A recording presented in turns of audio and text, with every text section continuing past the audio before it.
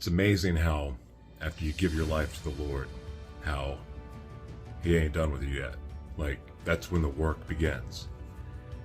And it's also really interesting in this process of serving the Lord that you feel like, or you can feel like, that you have multiple deaths and rebirths. It's almost like you get saved over and over and over again. But it's something different. It's like a new level of rock bottom. It's a new lesson.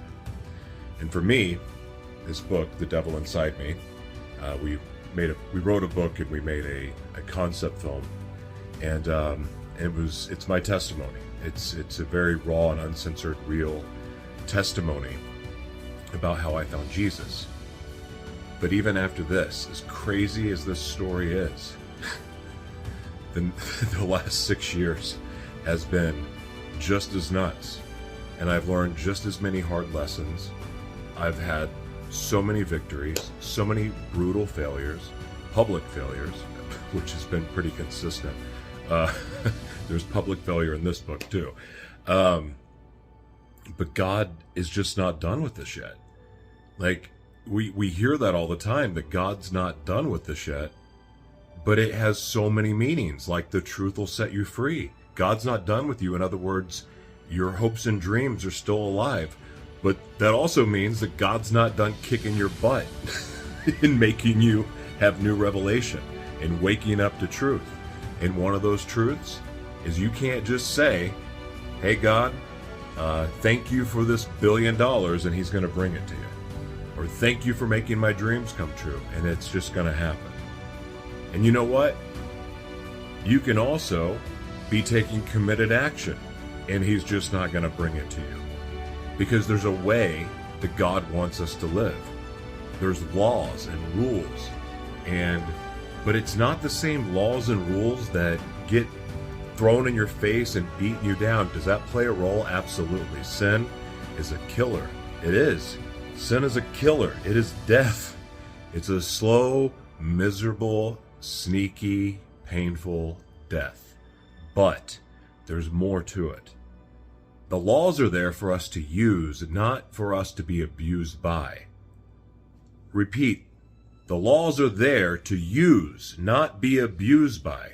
When I worked in healthcare before I got into working in entertainment, when I got there, one of the things that we had to do was fight insurance companies on behalf of disabled patients or people, complex disabilities. I don't know if there's another publicly more appropriate word for it. I've been out of the industry for a while, but it doesn't change my heart for the people that suffer with complex disabilities like ALS and muscular dystrophy. So what I'm saying is that there's really hard lessons that we have to learn in life. But all of those lessons are there to teach us something. And that's what it also means when it says God is not done with you. So I'm so excited because this new testimony that God is working through me is a financial testimony.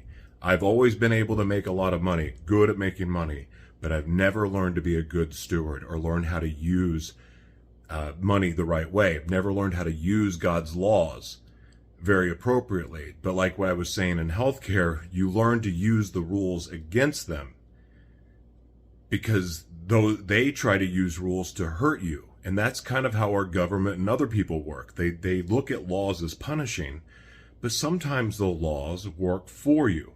Ed Milet's pretty famous, and I know other people have said it too, and I've said it as well, but life happens for you, not to you. Well, the law happens for you also. The law doesn't happen to you. I'm so excited about this journey. I'm so fired up.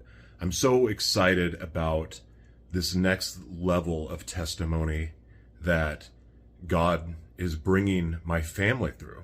And it's us united doing this. And I'm excited. It's humbling. I mean, going from feeling pretty good about myself, running a media organization, a broadcast network, which we still do, but failing. Like the way that we felt led to do our business didn't work out. And that's okay. But now we're going to do it God's way, using God's law, God's rule, and